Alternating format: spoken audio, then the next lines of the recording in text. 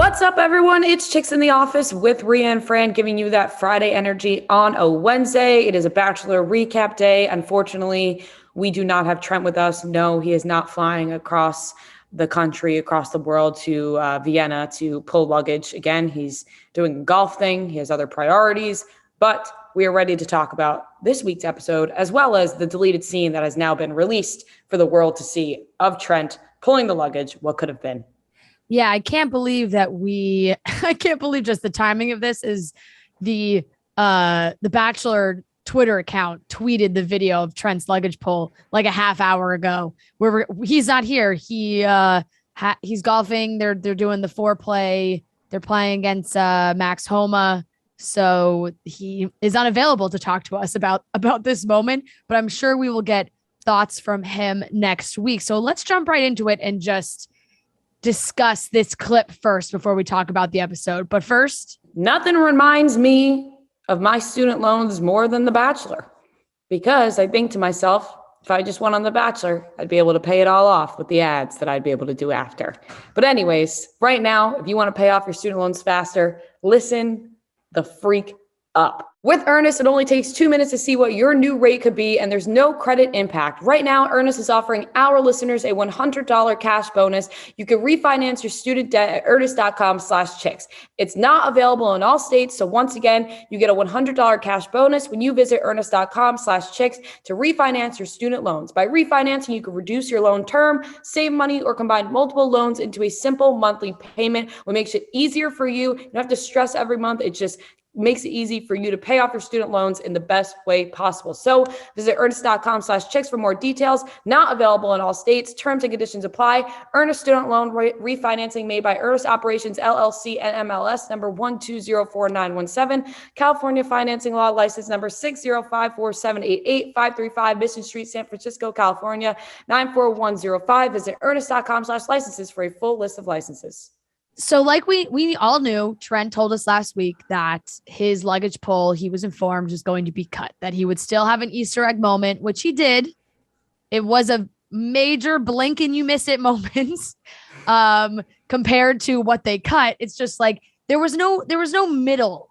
It was either a minute and a half, very long, like clip of him dramatic exit, or like a split second of him drinking a beer, like standing behind the group of women in Vienna. But he pulled Genevieve's luggage. It was they really did build this moment for him, which I have to say, like, I am so pissed that they cut it, but I also kind of appreciate that they really teed this up for him good.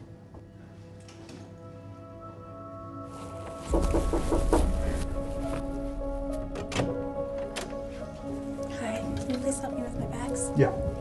I was not expecting Genevieve to go home, but it does feel like the best way for her to go out. I'm still like emotional over it, but you know. Although it's really tough to see after hearing from Genevieve, it's like it was the right decision. Yeah, he totally could have waited till the rose ceremony to send her home and like not had a conversation with her at all. Thank you. I think it just shows how intentional he is with this process, and like as sad as it is, I know that he can still see his end goal and he's still keeping that in mind at all times.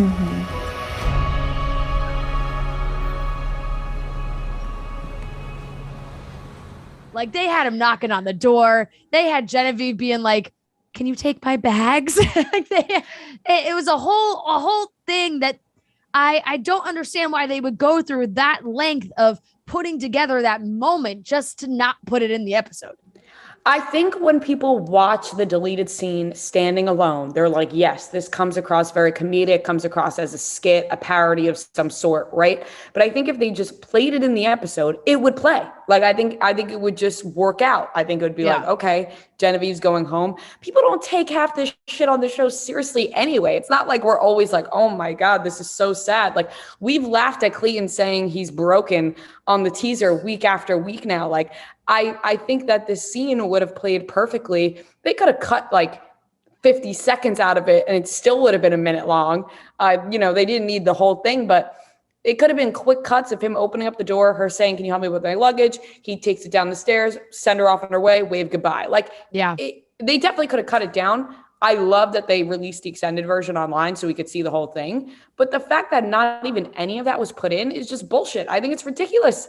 I think it's so ridiculous to film this entire thing with this man who everybody loves on Twitter, right? Everyone's like, luggage guy Trent, luggage guy Trent. It causes a huge commotion.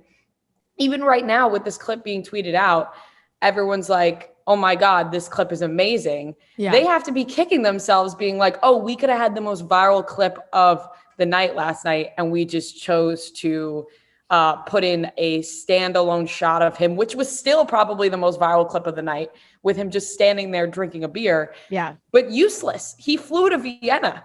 We now could say he flew to Vienna for this.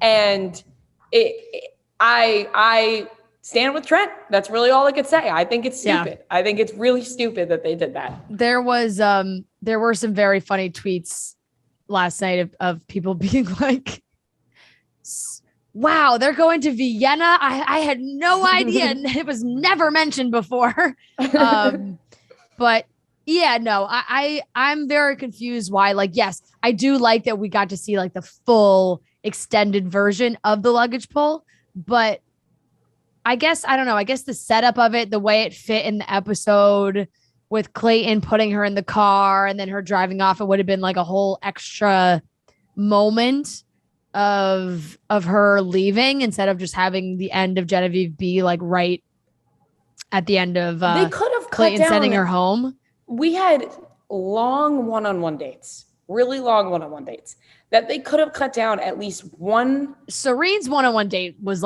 6 minutes long. Okay. Then they could have cut down the other ones a little bit. Yeah. Susie's could have been cut down. Yeah.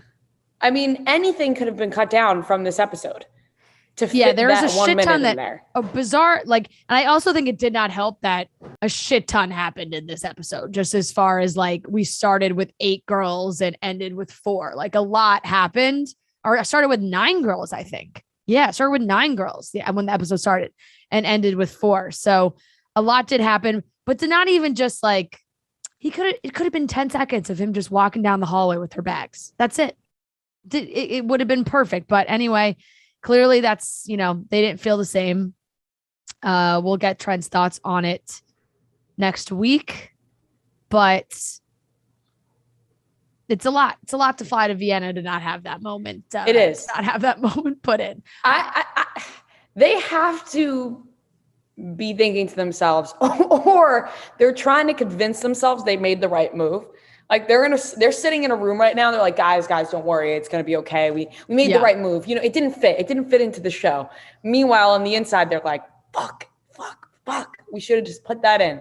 Should have just. The fact that they said it or whatever, who knows why they cut it, but I think it would have fit just fine. It wasn't this dramatic exit from Genevieve that then Trent comes in and makes it funny. They just didn't have a great connection. Yeah, their connection between them was not strong at all. And the way she left was really not dramatic. She barely cried. It was fairly mutual. Really just seemed like Genevieve in the car. I mean, we can talk about this when we get to it as well, but it really did not feel like it was this big emotional exit that couldn't have had a little laugh thrown in there. I still think it would have been a perfect post-credit, how they do that thing. Yeah, the fact that they don't have that be a post-credit, the post-credit was Susie and Clayton dancing in there in lederhosen. You could have just made that be just Trent walking down, the credits are going. Totally. That would have been so much better. I don't know why they wouldn't even do that. Just to use it on TV in any sort of aspect. Yeah. I know. Well, we want this Trent's is the thing, right? This is the thing. You better pay for his flights, ABC. We want compensation. And that's not coming from Trent. That's coming from his backups. Yeah. It's coming from his security guards. I'll be knocking down their door for however much that was. Because I also think they try and get, which they do, try and get best of both worlds, right?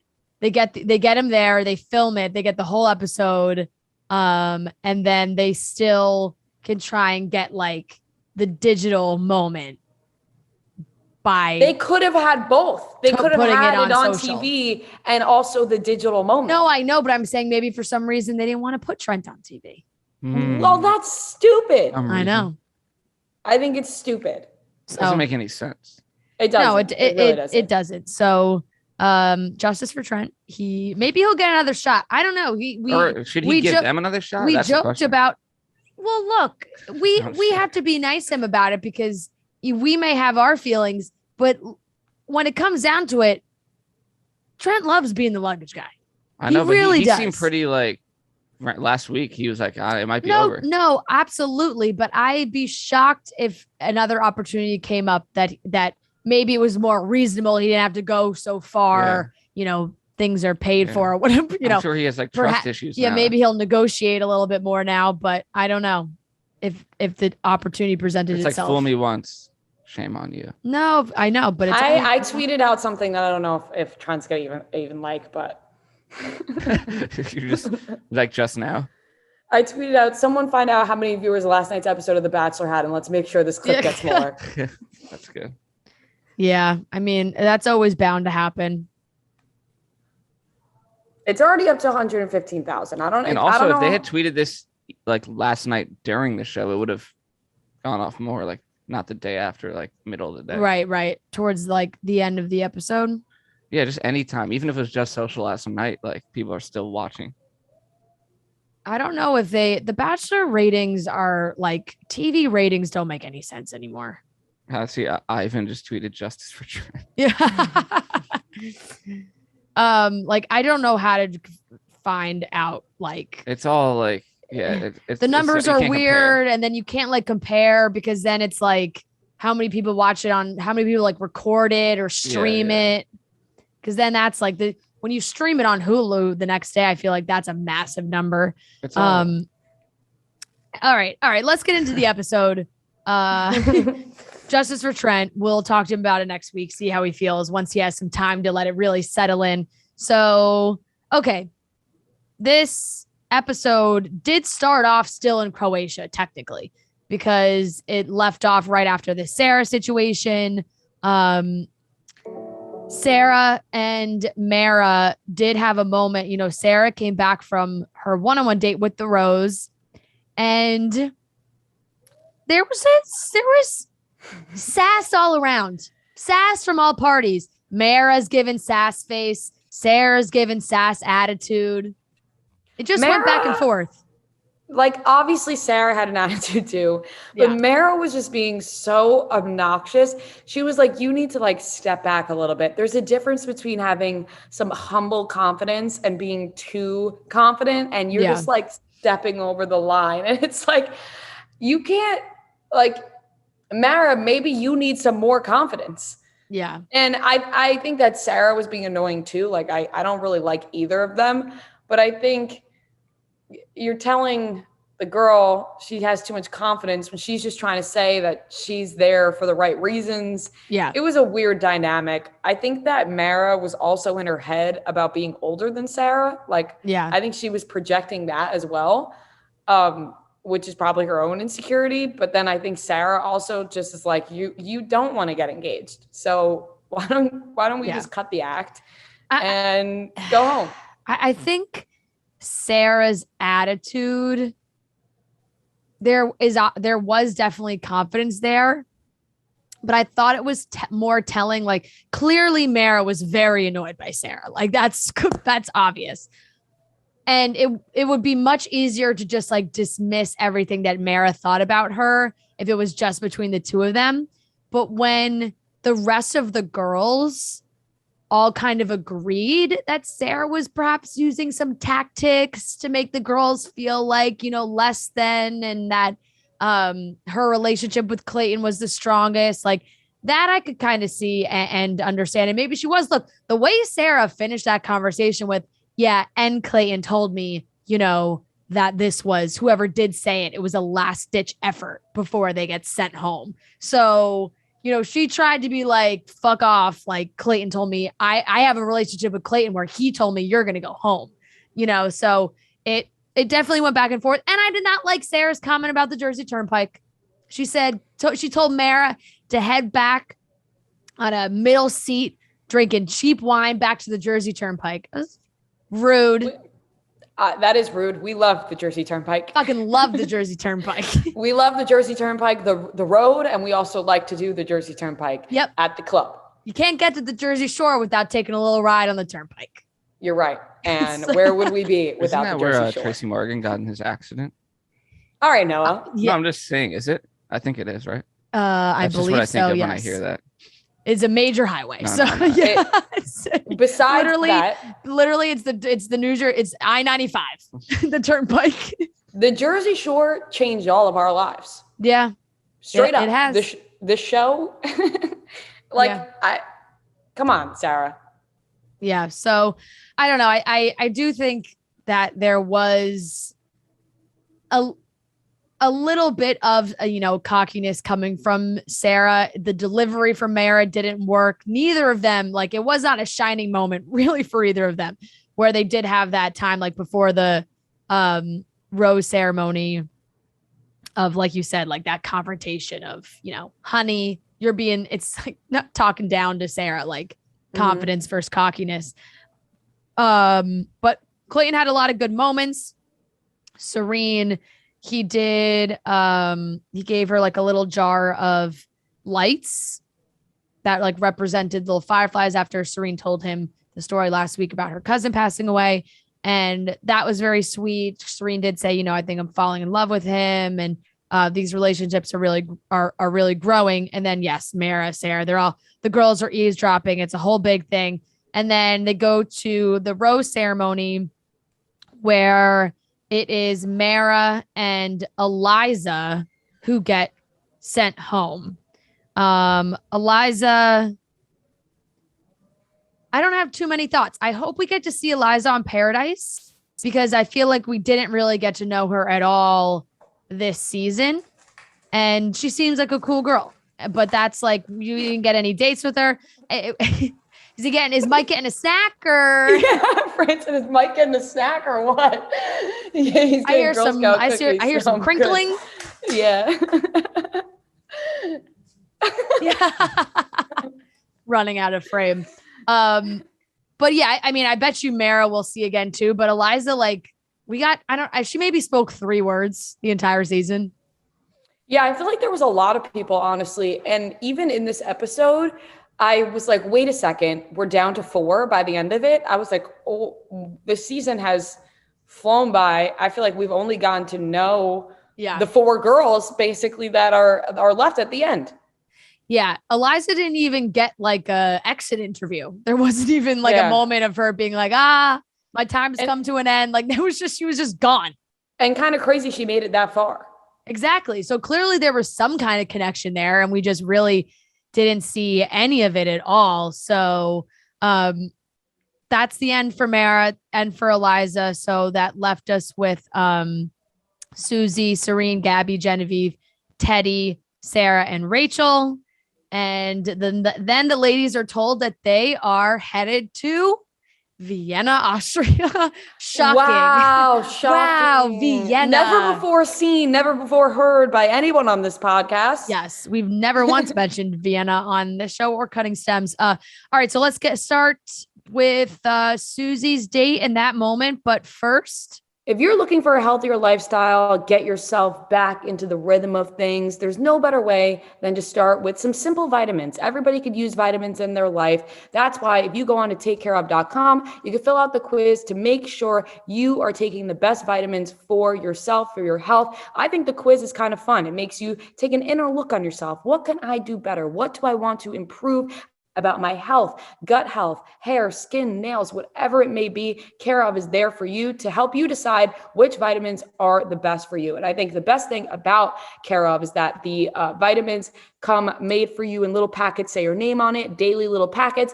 It's not like the vitamins where you just have a bunch of bottles in your cabinet. You're trying to figure out which ones to take every day. Care of has you covered, where they put the amount of vitamins in each packet that you take every single day, ready for you. And like I said, the quiz is fun. You can take it with your friend. Your friend could tell you what you need help with in your life, which Fran did for me when we took this quiz together. Because sometimes people say, Sometimes that's not true. Sometimes you need an outsider looking in to tell you what you need help with. So right now, you get 50% off your first Care Of order. You can go to takecareof.com and enter code CITO50. Once again, for 50% off your first Care Of order, go to takecareof.com and enter code CITO50. So Susie gets the first one-on-one date in Austria, and we're here. We get the moment. There's always one of like the pretty woman date where they get to go to the store. I don't know, shops. Like they went to go see some Austrian designer, her showroom, and all these beautiful, beautiful dresses. And they got to dress up and take all these pictures. And then of course she goes back to the hotel with like 15 shopping bags looped on her arms just to walk into the room and be like, hello, ladies. How does she get all of this stuff home to her house, her real house? Right. Does she get to keep this stuff? They have to ship it to her, no? I think, yeah.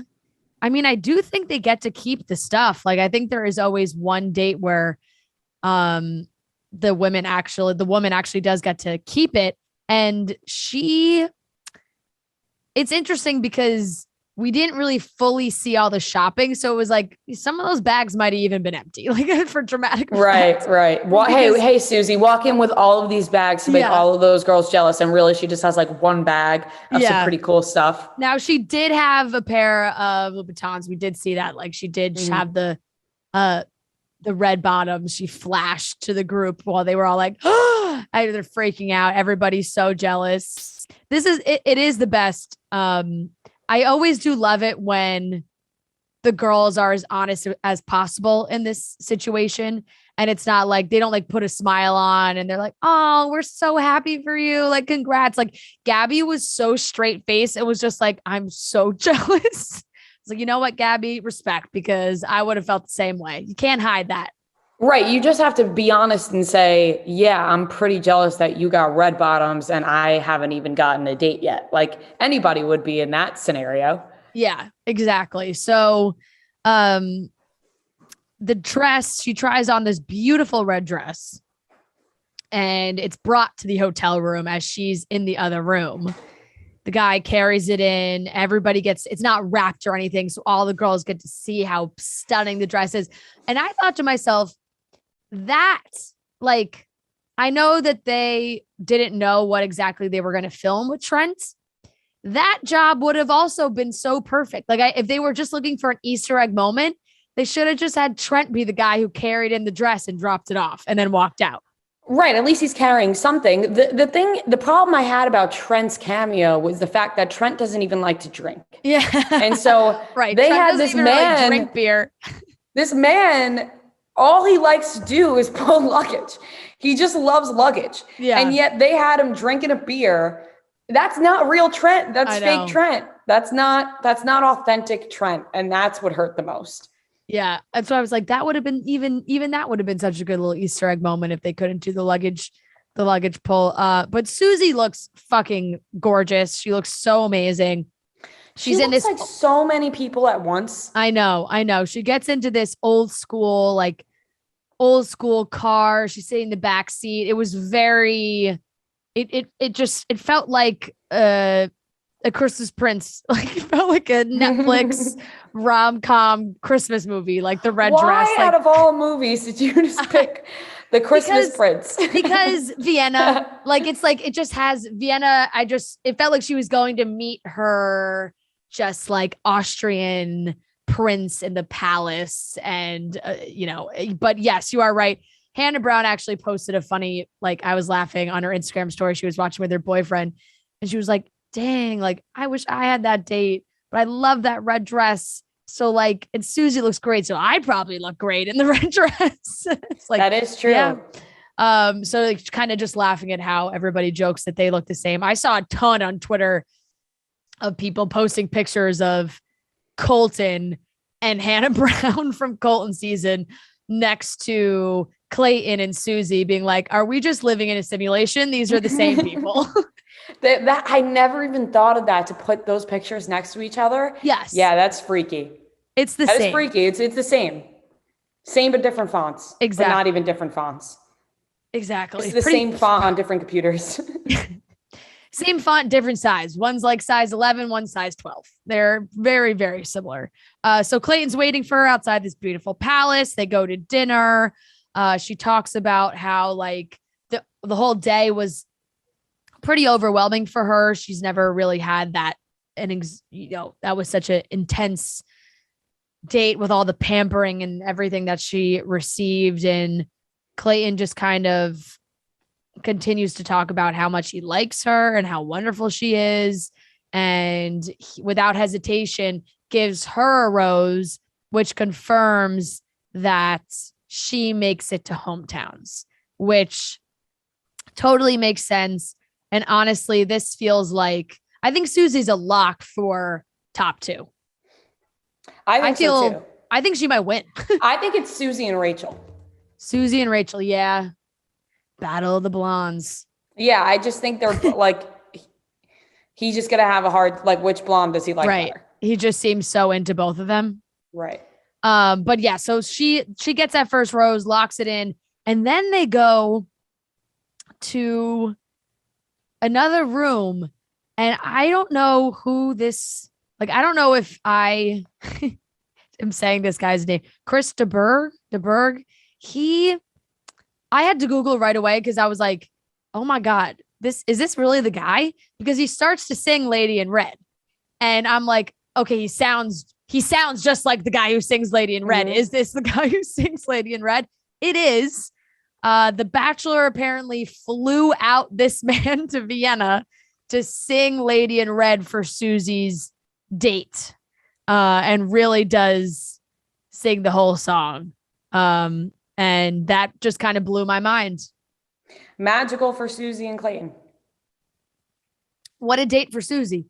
The whole day, the clothes, the shopping, the dinner. She's in the red dress, and then she's got the real thing, the real Lady in Red moment happening. So it definitely seemed like a dream date, which probably makes her feel pretty comfortable going into hometowns.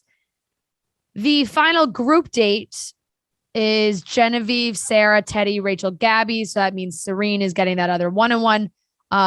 And for Genevieve, that kind of, in that moment, it felt like the kiss of death as soon as the date card was read, because she's really not gotten enough time with Clayton at all to be like, yeah, hometowns for sure. She went on the 2-on-1 with Shanae, and that was it. Other than that, she's only been in group dates. So it felt like that really was not a good sign. The date card was a quote from Sigmund Freud. And boy, did they just decide to really lay into that.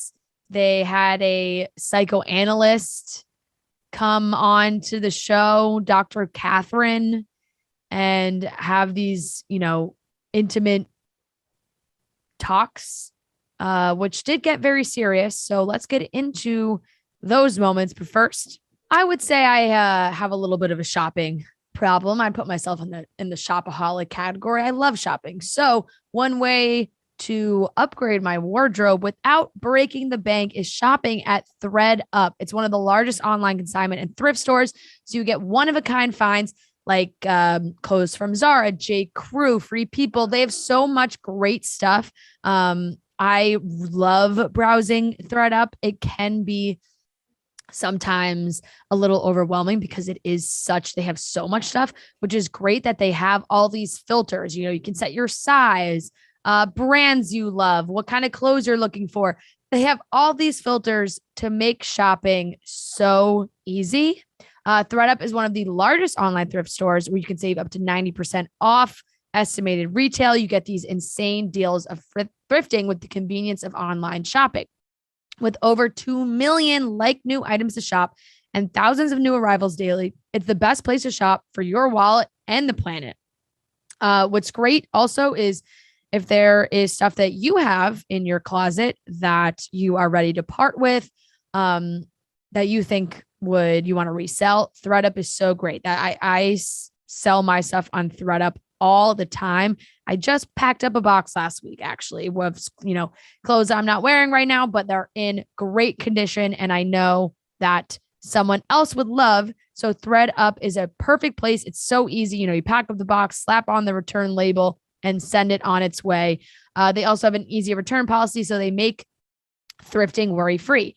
ThreadUp is offering a deal just for new customers. So right now, head to threadup.com and get up to an additional 50% off plus free shipping on your first order. That's up to an extra 50% off plus free shipping on your first order just by heading to threadup.com. That's ThreadUp.com for up to 50% off and free shipping on your first order. So Sigmund Freud, it's Vienna is his birthplace. The hometown of modern psychotherapy is what they are saying. Something about what a boring hometown motto. It's also just like, I understand that this is a very intense date, right? And like you get emotions and producers, you're going to get drama out of a date like this, but this certainly would not be on the top of my list for like group date ideas while in Vienna. There could have been so many other things they could have done that felt more Vienna-like than psychotherapy. They wasted so much money going to Vienna, and not really on Trent, but they just wasted things in general going to Vienna, right? Like the luggage pull with Trent, done. Who knows how much they had to pay Chris de Burgh to show up to sing Lady Bread. They do a therapy session in Vienna. What was the point of going to Vienna? They could have had the therapy session back in the States. Yeah. That would have made sense. Or like, I don't know, with the Final Four going forward, because those are like his closest people to him. I don't really know. I just don't think, I think you're right. I think that was a terrible group date idea when you're in fucking Vienna. Yeah. That's like when people go on a tropical vacation and they just are like, oh, I want to like lay in my bed and watch TV. It's like, why even go on the tropical vacation? Yeah. What's the point? And it does feel like the one thing that it obviously did do its job is you could see who was very comfortable and very uncomfortable with therapy. Some people are open to it. Some people are not. So for Genevieve, she was out, she's like, I've never been to therapy. I don't like talking about these things. And that came across right away. It was obvious that was going to be a problem. The way they're talking, neither of them are really opening up. And like, they're on this couch and Clayton's basically like, hey, can we talk outside? Because this is just clearly not working. And they come to realize that hometowns, it doesn't make sense for her to stay. And he sends her home. And yeah, it totally checks out. And Genevieve kind of said in the car, she's like, I got to work on, opening up a little bit, which is fair. It's hard to do that on TV. So I understand. But compared to what the other girls were sharing the last couple weeks, Genevieve has stayed pretty tight there. She has not really opened up about anything. So in that situation, it was like, yeah, this is not going to work. Like Clayton's like, I don't want to pressure you to open up, but hometowns are next week. And if you don't open up, you're not getting hometown. And that's what happened. I feel like we heard Genevieve's name a lot, but nothing really happened with her. Yeah. Yeah. Yeah. I think that makes sense. And like, even when she was in the car, she said, I have some stuff to work on. That's for sure. So it was obvious that there is a moment. Gabby is very open. I love Gabby. I think Gabby's my favorite on the season. I think she opened up more with Dr. Catherine, talking about her mom and her relationship with her parents and kind of like how that has led her to need certain things in a relationship. And I just got, I commend her for talking about those things and opening up about it. And Rachel also kind of just we don't see too much of Rachel's. But Rachel is pretty open with like saying, oh, I really trust him and all of these moments. But at the end of the day, like, it just feels like Rachel doesn't have to say too much. And Clayton's like, yep, love you. I think it's kind of the same for Rachel and Susie. I think they're a lock. I think that Gabby seems like a nice person. I think she's getting maybe a Bachelorette edit. I've heard people say they want her to be the Bachelorette so I definitely feel like Susie and Rachel are the leaders of the pack.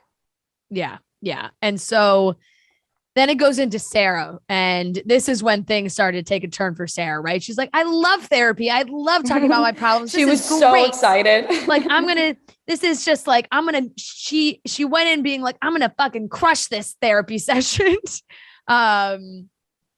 And she immediately starts talking about therapy being a big part of her life. She uses that as a tool. She wants it to be better. And Dr. Catherine continues to ask her like these questions, right? She says, have you ever felt judged by Clayton or some of the other girls? And Sarah, the tears start to fall, and this past week's hard. Some people are insinuating that I'm not ready to get engaged. And apparently that did not work with Dr. Catherine. When the date was over, she addressed the group and she said, thank you to the ones who shared their honest emotions. And then she said some of them were not honest. They were what is called performative. So I don't know if she was crazy. A real therapist or There's there no to just way. blow up Sarah's spot to be like, I can tell she's being performative. I'm like, I don't know. I'd love to see kind her of rude credentials. of the therapist, to be honest, because therapists are not supposed to judge you. And also, like, isn't that against therapist law? Like, you can't just HIPAA. you can't just like walk out of the room and be like, well, that person was lying. It's like, wait, what? Yeah, you can't do that. Yeah. So I don't know what the deal is with Dr. Catherine, or if she's like She's a Dr. quack. Catherine, like a Dr. Oz type situation, like on TV. You saying Dr. Oz wasn't a real doctor? No, but it's like you're a doctor, but you say shit for TV. Yeah, that you're not supposed to be saying, probably. Yeah, probably. So, it's Clayton was not happy with that. I think he was very surprised. He didn't really know what that meant, and that was really the biggest part of that. I think Teddy had her talk with him as well. He had questions for all of them. The women, they all. So she starts, I'm trying to remember because I feel like I was starting to forget things here. So Clayton says, to think that someone is putting on an act is very scary at this point of the journey. He says this to the women at the beginning of the cocktail party. So if there's anything that you all know that I'm not seeing, I would like to know. Great line from Clayton. Open the door. All these girls just want is the door to be cracked open to talk shit about the other girls, for them to be like, oh yeah, okay, I'm in. Like as soon as Clayton gives them the A-okay, like, no, I want the information. They're like, oh, we'll give it to you.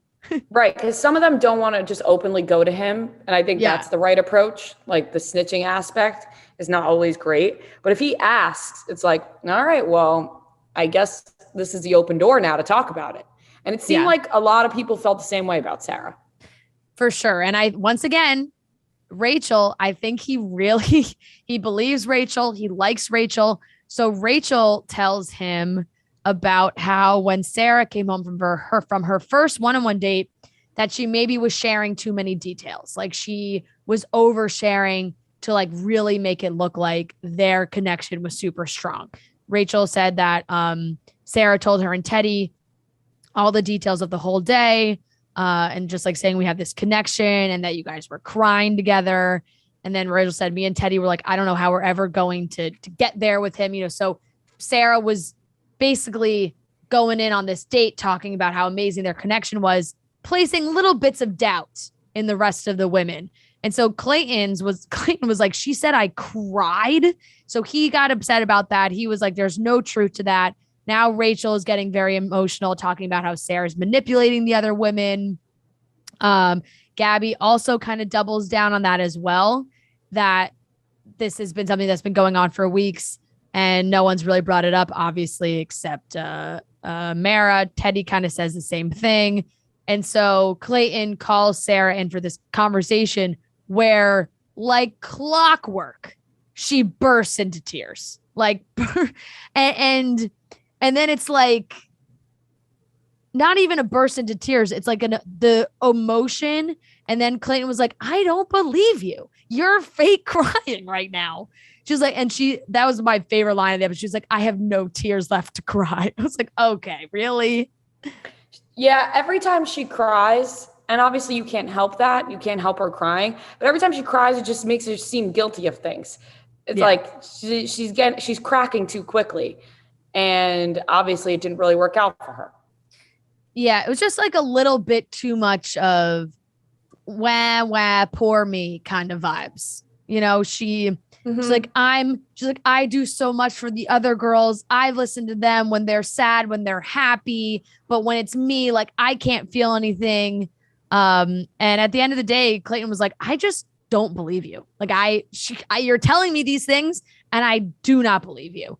I mean, fair on Clayton. Yeah, he goes, I really feel like you were trying to fake cry to me. It didn't feel genuine at all. And I think we're done. And that was it. That was it. Off she went. Yep. Off she went. And so that's the end for Sarah. But because all of the emotions were high there, no one got that group date rose. So there was one on the table and it could have gone to Rachel, Teddy, or Gabby. And he did not give it to any of them. He just said he wanted to make the right decision. So he did not give out a rose there. And then it was time for Serene's one-on-one date. But first, when my day is wrapping up, I'm headed home. I'm having a nice cold Coors Light, the official beer of Chicks in the Office. There's a lot going on in my life, Rhea's life. We're on the move. We're go, go, go, work, friends, family, tons of busy moments in our life. So it just feels like sometimes you're on 24/7. So it's nice when you have a second to reset, rewind, and reach for a Coors Light because it is literally the only beer made to chill. The mountains on the bottles and cans even turn blue when your beer is cold. That way, you know when it's time to chill. So when you need to hit reset, just open a Coors Light. It's cold lagered, cold filtered, and cold packaged. It's literally made to chill. It's as crisp and refreshing as the Colorado Rockies. Perfect for a moment to unwind. So when I want to just come home, put on my favorite movie, relax, maybe I'm binging a show, I'm cracking open a cold Coors Light. Coors Light is the one we choose when we need to unwind. So when you want to hit reset, reach for the beer that's made to chill. Get Coors Light in the new look delivered straight to your door with Drizzly or Instacart by going to CoorsLight.com/chicks. And always celebrate responsibly. This is coming from Coors Brewing Company in Golden, Colorado. Serene and Clayton have a beautiful carriage ride through the streets of Vienna. They stop and they do a little waltz with cute old people, just random old people in the streets. And it was beautiful. I mean, the scenery is stunning. They're in Vienna. It's beautiful. Like just the architecture and everything. It feels very, very, very romantic. And they did have this date at the Belvedere Palace. She's also in a red dress. I almost thought they were going to bring out what's his face again. They're like, we paid him. Should have. We paid him. Let's have him sing. Run it back. Let's have him sing Lady in Red again. Why not? They're wasting enough in Vienna. Why not just use him again? Exactly. So the whole date, like I said, it felt like it went really fast because at this point it was like 9:40-ish. And we still hadn't gotten to the rose ceremony. So it was like, okay, this is going to be a pretty quick one-on-one. And it was. They talked about meeting each other's parents, that they're really excited. Serene says that she is falling in love with him. And he is absolutely ecstatic. She gets a rose. And they kiss in front of the famous painting, The Kiss. So that was, very romantic, I guess. Is like another one where it's like, I don't really know how many people are going to be like, oh, okay, sure. We all know what that painting is.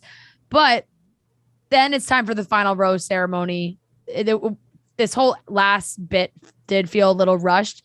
It is funny because now with the whole, I was intimate with the both of you, that without a doubt to me is post fantasy suites, because which is bullshit. I mean, I know I know. They get us every time. I know. They tease the show, something never before seen, blah, blah, blah, blah, blah. And then it's like, Yeah. oh, he just had sex with both people in the fantasy suite like most people do every single season. What Yeah. was different? What was different? We thought he was going to bang someone in the middle of the season.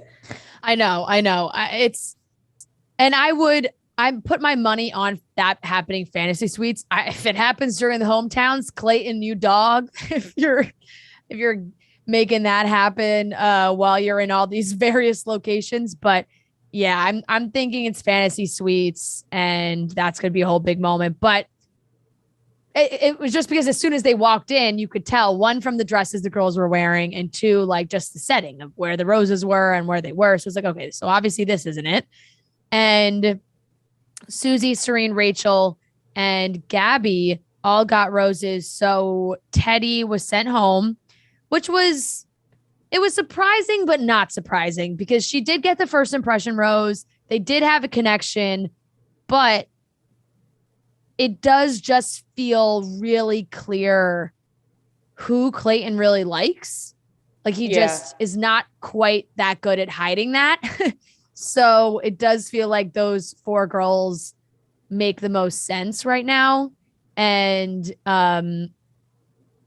you understand why he says he fell in love. Like he's like, I'm in love with 3 women. It's like, yeah, we know. Like it's blatantly obvious that you're going to be like, you're obsessed with all 3 of these girls, which, by the way, I think is going to be Serene, Rachel, Susie. The teaser when he's like, I'm in love. It's just so funny every time. Yeah. I think that Teddy, obviously not judging her for this, the virgin thing wasn't like that big of a storyline. I just think, unfortunately for Clayton, he's probably like, that's just not going to work for him. Yeah. Or the connection just wasn't as strong to make it work. I think the connection was just stronger with the other people. And you know what's so funny to me? It really goes to show how much they do push certain drama storylines, like production-wise. Sarah being 23 was such a talking point, and they made it into this whole big thing. Teddy's 24. Like, it's like, are we acting like that is such a huge gap? And 23 and 24, they could be 6 months apart, you know, like, and just when they were filming, it could be 1 month apart. Yeah. We have no idea like what exactly the difference is. 23 and 25.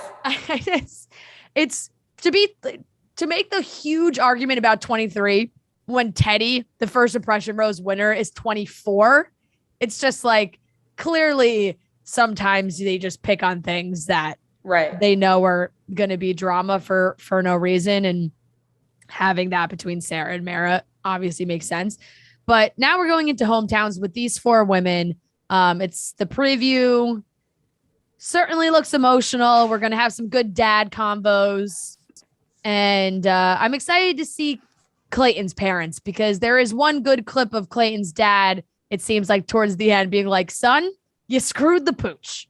It's like, just got to let you know, it seems like you really fucked this whole shit up. Yeah, I would love to know what they're talking about. But I feel like overall, I don't know how crazy it's going to be. I definitely expected more. Yeah. Like, I thought more was going to happen this entire season, and it didn't. After Shanae left, it was kind of like bleh. I know. So who knows what's going to happen? Yeah. And of course, like, once again, Mike Fleece, the worst human being on planet Earth, had been tweeting about like a historic announcement, Bachelor. Historic announcement yesterday morning. Major historic announcement regarding The Bachelor will be made during tonight's broadcast. The historic announcement was this. This season's finale of The Bachelor is totally spoiler proof. No one knows how it will end because it ain't over till it's over, and it ain't over. Like, pal, that's just not true, because I would go as far as to say Peter's season was pretty spoil proof, because we didn't know what the fuck was happening with that either.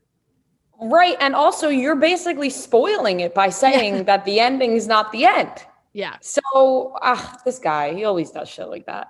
I know. It's just, once again, it was like the stupidest tweet ever, and we'll see what happens. But I did see Peter, I think, did an interview recently where he thinks Clayton is probably single. It's like, yeah, Oh. you would say that. It's like, he's like, I'm seeing a lot of similarities here. So that we'll see what happens with hometowns. That basically wraps it up because once again, can always count on Grocery Store Joe. He just retweeted the clip of the luggage poll and just wrote quality content should never be cut. Grocery Store Joe always stands with us, and Amen. that's why I appreciate him. Amen. He might be the best live tweeter in the game. I'll be honest. I laugh at all of his tweets that when he is live tweeting. It's just a stream of consciousness. It is. He kind of tweets like an old man, which I love. Yeah, it's just it's not full thoughts, but they're there. Yeah, exactly. He had a very funny tweet about Sigmund Freud. Like he posted a picture of Sigmund Freud being like a quote, and it said, "In 80 years, they'll be talking about me on The Bachelor, and my life's work will finally be complete." It's good stuff. Oh, good stuff, Joe. Good stuff. But I think that wraps it up. We will have Trent back next week where we can really dive into some more details here.